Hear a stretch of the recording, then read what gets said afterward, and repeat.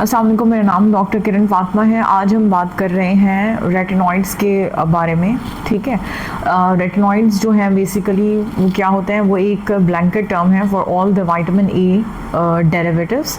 उनमें जो है उनके बेसिकली पहले हम फंक्शन डिस्कस कर लेते हैं कि ये आपकी स्किन को किस तरह बेनिफिट करते हैं।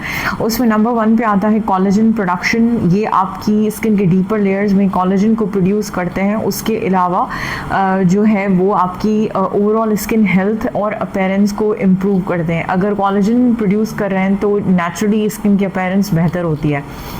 सेकेंडली वो क्या करते हैं कि आपका जो स्किन सेल टर्नओवर है उसको बढ़ाते हैं, यानी कि स्किन सेल्स अगर प्रोड्यूस हो रहे होते हैं तो उसकी वो प्रोडक्शन और टर्नओवर को इंक्रीज करते हैं। और अगर आपका स्किन का जो बैरियर है उसकी इंटेग्रिटी को वो जो है मेंटेन रखते हैं। और आपकी स्किन में जो ब्लड वेसल्स होती हैं उनकी हेल्थ को वो बेहतर बनाते हैं और blood vessels, new blood vessels बनाते हैं स्किन में। उससे क्या होता है कि स्किन का जो टोन और टेक्सचर है वो इम्प्रूव होता है। फिर आता है ये कॉमनली पता नहीं होता किसी को कि जो है एक होते हैं एक्टिवेटर प्रोटीन्स क्या होते हैं, वो आपके स्किन में जो मैट्रिक्स मेटालोप्रोटीनेसेस होते हैं उनको ब्लॉक करते हैं। मैट्रिक्स मेटालोप्रोटीनेसेस जो है वो क्या करते हैं, आपके कोलेजन को प्रोड्यूस करते हैं। यानी कि जो सनलाइट से जो यूवी रेडिएशन निकलती है वो बेसिकली आपके एक्टिवेटर प्रोटीन्स को एक्टिवेट करता है और वो फिर एमएमपीज को एक्टिवेट करते हैं। तो ये फिर उन जो एक्टिवेटेड प्रोटीन्स हैं उनको ब्लॉक करते हैं ताकि कोलेजन की डिग्रेडेशन ना हो सके। ठीक है, एमएमपीज कोलेजन को डिग्रेड करते हैं, तो अगर ये कोलेजन की प्रोडक्शन बढ़ाते हैं तो उसकी डिग्रेडेशन को भी प्रिवेंट करते हैं। फिर हम आते हैं कि ये काम किस तरह करता है। आपके जो स्किन सेल्स होते हैं उनमें रेटिनोइक एसिड रिसेप्टर्स लगे होते हैं, ठीक है, जिसको हम RARs कहते हैं, विच stands for retinoic acid receptors. तो विटामिन ए एक्टिवेटेड फॉर्म में जो कि उसका एक्टिवेटेड फॉर्म होता है रेटिनोइक एसिड, उस फॉर्म में उन रिसेप्टर से अटैच होता है और फिर आपके सेल को वो न्यूक्लियर लेवल पे इफेक्ट करता है। सही है, तो यानी कि ऐसा नहीं है कि वो सिर्फ कॉस्मेटिक्स हैं, वो एज ए थेरेप्यूटिक काम करते हैं और बायोलॉजिकल लेवल पे आपके सेल को जो है अफेक्ट करते हैं। अच्छा, हम इन विटामिन ए को किस तरह डिवाइड कर सकते हैं कि रेटिनॉल क्या है और जो है बाकी रेटिनॉइड्स क्या हैं। तो रेटिनॉइड्स क्योंकि अम्ब्रेला टर्म है तो फिर उनको हम इस तरह डिवाइड करते हैं कि सबसे जो माइल्डेस्ट फॉर्म है जो कि इनएक्टिव फॉर्म होता है वो होता है रेटिनॉइल एस्टर्स। ठीक है, रेटिनॉइल एस्टर्स जिसमें एक एग्जांपल है रेटिनॉइल पामेटेट की। ठीक है, तो रेटिनॉइल पामेटेट जो है वो आपको कॉमनली कॉस्मेटिक्स में मिलता है, यानी कि नंबर 1 पे रेटिनॉइल एस्टर्स, उसका एग्जांपल है रेटिनॉइल पामेटेट। सेकंड पे आ गया आपका रेटिनॉल, जो कि हर कोई उसको क्योंकि ये बहुत कॉमन टर्म है तो उस लोगों ने बहुत सुना होता है रेटिनॉल, हर कॉस्मेटिक प्रोडक्ट में आपको रेटिनॉल ही मिल रहा होता है। तो रेटिनॉल बेसिकली क्या है, वो सिर्फ रेटिनॉइल ईस्टर का सेकंड फॉर्म है, यानी कि जब अल्टीमेटली जो है विटामिन ए को जब काम करना होता है तो उसको कन्वर्ट होना है into its activated form which is retinoic acid. तो पहले अगर रेटिनॉइल ईस्टर आ गया तो वो एक्टिवेट होगा इनटू द रेटिनॉल कन्वर्ट होगा into the retinaldehyde and then retinaldehyde will get converted into the retinoic acid to get into the retinoic acid receptor, क्योंकि body में सिर्फ उसी के रिसेप्टर हैं और वो ही एक्टिवेटेड फॉर्म है। फिर जो है आगे की कहानी शुरू होती है। अच्छा, ओवर द काउंटर आपको रेटिनॉल जो कॉस्मेटिक प्रोडक्ट्स हैं उनमें आपको रेटिनॉइल ईस्टर्स, रेटिनॉल और रेटिनल्डेहाइड ये चीज़ें मिल जाती हैं। रेटिनॉइल ईस्टर्स जो है उसका बेनिफिट इतना नहीं होता और इसी वजह से वो जो है लीस्ट इरिटेंट है। ठीक है, लेकिन कंसिस्टेंट यूज़ के साथ आप जो बेनिफिट्स अचीव करना चाह रहे हैं, for example anti ageing benefits हैं कि स्किन को इवन आउट करे, स्किन की अपीयरेंस इम्प्रूव हो और जो है एक्ने कम करने में थोड़ी मदद मिले, तो वो अगर कंसिस्टेंटली यूज़ करेंगे तो रेटिनॉइल ईस्टर भी फ़ायदेमंद होता है। और सेंसिटिव स्किन है तो आपको उसी के साथ शुरू करना चाहिए। सेकंड पे आता है हमारे पास रेटिनॉल। रेटिनॉल जो है कॉमनली मार्केट किया जाता है for its anti ageing benefits. वो क्या हैं?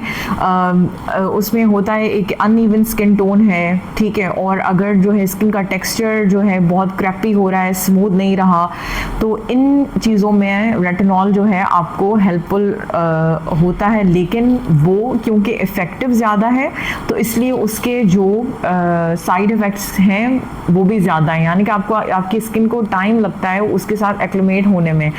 तो रेटिनॉल अगर आप यूज़ कर रहे हैं तो उसको स्लोली एंड स्टेडली यूज़ करें, और जो है फिर आप आगे की उस प्रोडक्ट्स की तरफ जाएं। फिर अगर आता है रेटिनल्डिहाइड। रेटिनल्डिहाइड क्या है? वो सबसे पोटेंट फॉर्म ऑफ रेटिनॉइड्स है इन ओवर द काउंटर, यानी कि ये जो तीन हैं, रेटिनल्डिहाइड, रेटिनॉल और रेटिनाइल ईस्टर, ये आपको ओवर द काउंटर मिल जाते हैं, ये प्रिस्क्रिप्शन मेडिकेशंस में नहीं आते। तो रेटिनल्डिहाइड जो है वो पोटेंट फॉर्म है क्योंकि उसको सिर्फ एक स्टेप चाहिए to be converted into the retinoic acid, ठीक है। लेकिन क्योंकि वो सबसे पोटेंट है तो उसके फिर साइड इफ़ेक्ट्स और ज़्यादा ही, side effects in the sense कि ड्राइंग ज़्यादा होगी, इरिटेशन होगी, स्किन पर्च करेगी, फ्लेकी होगी, और जो है यानी कि ये चीज़ें होती हैं जो कि जिसकी वजह से पेशेंट कंप्लाई नहीं हो पाता कि उसको यूज़ करें। तो बेहतर होता है माइल्डर फॉर्म से यूज़ करें और फिर देन नेक्स्ट आप लेवल अप करें, ठीक है। फिर हमारे पास रेटिनल्डिहाइड के बाद जो आता है रेटिनोइक एसिड, फिर वो आपके प्रिस्क्रिप्शन मेडिकेशंस में आ जाते हैं। आप प्रिस्क्रिप्शन मेडिकेशंस में जो है देखेंगे उसमें एक होता है ट्रेटिनोइन और फिर होता है आइसोट्रेटिनोइन। ट्रेटिनोइन जो है वो टॉपिकल रेटिनॉइड को कहते हैं प्रिस्क्रिप्शन स्ट्रेंथ में, और आइसोट्रेटिनोइन जो कि कॉमनली जो है ओरल फॉर्म ऑफ रेटिनॉइड है जो कि यूज़ किया जाता है primarily into the acne treatment, ठीक है। फिर जो ट्रेटिनोइन है उसके लिए क्योंकि वो उसको आगे एक्टिवेट होने की ज़रूरत नहीं है, वो already in its active form है, तो जैसे ही वो स्किन पे अप्लाई करते हैं तो उसका फंक्शन शुरू हो जाता है, वो न्यूक्लियर लेवल पे एक्ट करता है। तो अगर क्योंकि वो सबसे पोटेंट है तो उसके जो है साइड इफ़ेक्ट्स भी सबसे ज़्यादा हैं, इसलिए बेहतर होता है कि अगर आपको कोई डिज़ीज़ नहीं है, for example acne, hyper acne और मेलाज्मा, इस तरह की कोई डिज़ीज़ नहीं, तो बेहतर होता है आप जो है over the counter medication use करें बजाय इसके के प्रिस्क्रिप्शन स्ट्रेंथ, क्योंकि ट्रेटिनोइन जो है वो प्रिस्क्रिप्शन स्ट्रेंथ में आता है, वो डॉक्टर आपको प्रिस्क्राइब करता है। और वो इसलिए प्रिस्क्राइब किया जाता है कि अगर आपकी कोई डिज़ीज़ है तो उसको वो ट्रीट किया जाए, और उसकी फिर साइड इफ़ेक्ट्स अगर ज़्यादा हो रहे हैं तो आपको उसके कुछ हैक्स हैं जिस तरह आप उसको इंट्रोड्यूस कर सकते हैं। अगर हफ्ते में यूज़ कर रहे हैं तो हफ्ते में 2 बार से शुरू करें, यानी कि बाई वीकली यूज़ करें रात में। सेकंड ये है कि आप उसको सैंडविच मेथड के साथ यूज़ करें। फॉर एग्जांपल अगर आपने फेस वॉश किया है रात को तो डैम्प स्किन पे ही नॉन कमीडोजेनिक मॉइस्चराइज़र यूज़ करें और उसको एयर ड्राई होने दें। फिर आप बिल्कुल ड्राई फेस पे एक पी साइज अमाउंट यूज़ करें उसका ट्रेटिनोइन का, और फिर ऊपर से आप मॉइस्चराइज़र अप्लाई कर दें। इससे क्या होता है कि जो है इरिटेशन कम होती है और टॉलरेबिलिटी बढ़ती है। और थर्ड ये कर सकते हैं कि अगर आप आहिस्ता आहिस्ता शुरू कर रहे हैं तो पहले उसको जो है फॉर एग्जांपल डिनर टाइम पे लगा लें, और फिर जब आप सोने लगें तो बेड टाइम पे उसको वॉश कर दें, यानी कि उसका कांटेक्ट टाइम स्किन के साथ कम कर दें। तो उससे क्या होता है कि आपको आहिस्ता आहिस्ता स्किन एक्लिमेट होगी और जो है उसकी टॉलरेबिलिटी बढ़ेगी, ठीक है। उसके इनिशियली आपको जो है ना एडजस्ट होने में टाइम लगता है। अगर आपको एक्नी हो रही है तो पहले वो एक्नी जो है वो फ्लेयर अप करती है, फिर आहिस्ता आहिस्ता स्किन जब सेटल होती है तो फिर उसके साथ उसकी जो है वो कम होने लगती है। फिर हमारे पास आ जाता है आइसोट्रेटिनोइन। आइसोट्रेटिनोइन जो है ओरल फॉर्म है रेटिनॉइड का, ठीक है। वो हम जो है तब देते हैं जब आप टॉपिकल्स को जो है रिस्पॉन्ड नहीं कर रहे या जो है सिस्टिक एक्नी हो रही है आपको, तो आइसोट्रेटिनोइन जो है उसके लिए, लेकिन क्योंकि वो ओरल है तो उसके साइड इफ़ेक्ट्स भी ज़्यादा हैं और उसके लिए पूरा ब्लड वर्कअप होता है और जो है मंथली जो है टेस्ट कराने होते हैं फॉलोअप पे कि देखा जाता है कि पेशेंट उसको सही से टॉलरेट कर रहा है या नहीं। आइसोट्रेटिनोइन जो है आप उसका मेनली जो है साइड इफ़ेक्ट इस तरह होता है कि वो आपकी आइज़ को और माउथ को, यानी कि जहाँ जहाँ पे म्यूकस मेम्ब्रेन्स होती हैं उनको वो ड्राई आउट करता है। तो लेकिन अगर फॉर एग्जांपल अगर आइसोट्रेटिनोइन प्रिस्क्राइब किया जाता है तो मोस्टली 70% ऑफ द पीपल इस तरह रिस्पॉन्ड करते हैं कि उनको life time acne flare up नहीं होता, यानी कि अगर हो भी रहा है तो उतनी सिवियरिटी से नहीं हो रहा। एक दो पिंपल इस तरह आगे पीछे वो तो हो जाते हैं, लेकिन जितनी सिवियर उसको एक्ने हुई थी उतनी नहीं होती। फिर हम आते हैं एक और फॉर्म ऑफ रेटिनॉइड जिसको हम एडाप्लिन कहते हैं। एडाप्लिन क्या होता है कि वो भी एक फॉर्म ऑफ रेटिनॉइड है जो कि ओवर द काउंटर यूज़ किया जाता है, यानी कि 0.1% में in the treatment of acne. तो उसका जो बेनिफिट है वो सिर्फ वो एक्नी में पहले नंबर पे इसलिए यूज़ किया जाता है कि एक तो वो स्किन के जो सेल टर्नओवर है उसको बढ़ाता है और स्किन की इन्फ्लेमेशन को कम करता है, और उसके साथ साथ उसका ऑफ लेबल जो बेनिफिट है वो एंटी एजिंग बेनिफिट भी है, यानी कि आपकी स्किन के अपीयरेंस को इम्प्रूव करेगा, उसके टेक्सचर को इम्प्रूव करेगा। अच्छा, एडाप्लिन जो है वो ट्रेटिनोइन से कम इफेक्टिव होता है और जो है लेकिन उसके जो साइड इफेक्ट्स हैं, यानी कि इन अ सेंस कि ड्राइंग और इरिटेशन वो भी कम होते हैं, यानी कि उसको आप बेहतर टॉलरेट कर पाते हैं।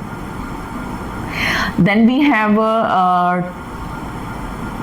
फिर उसके बाद है ट्राइफेरेटीन। ट्राइफेरेटीन भी एक फॉर्म ऑफ रेटिनोइक एसिड है कि अगर आप एडाप्लिन यूज़ कर रहे हैं और उसको रिस्पॉन्ड नहीं कर रहे हैं तो डॉक्टर आपको ट्राइफेरेटीन पे डाल सकता है। ट्राइफेरेटीन इसलिए अच्छा है क्योंकि अगर जो काइंड ऑफ रिसेप्टर है रेटिनोइक एसिड रिसेप्टर, उसका टाइप होता है गामा रेटिनोइक एसिड रिसेप्टर, तो ट्राइफेरेटीन उसके साथ बाइंड करता है और क्योंकि वो सिर्फ सिलेक्टिवली उसके साथ बाइंड करता है तो ये जो है बॉडी एक्नी जो होती है, फॉर एग्जांपल चेस्ट, बैक पे, शोल्डर्स पे, उसके लिए FDA अप्रूव्ड है।